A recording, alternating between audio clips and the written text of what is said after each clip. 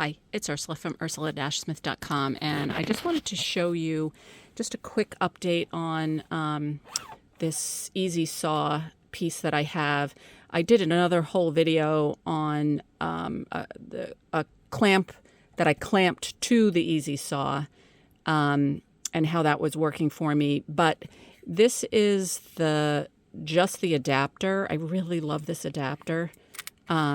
And so for things that aren't teeny tiny that I don't need to put in the other clamp, I can use this adapter just as is.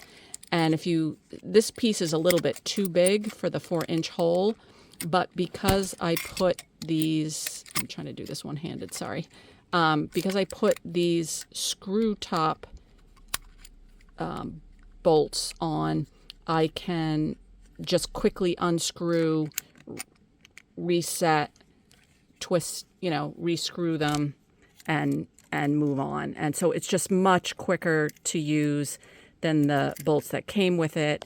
And I do this, as I mentioned in my other videos, with both this and the Swanstrom and Gary's clamp as well. So just a quick update. Thanks for joining me. See you next time.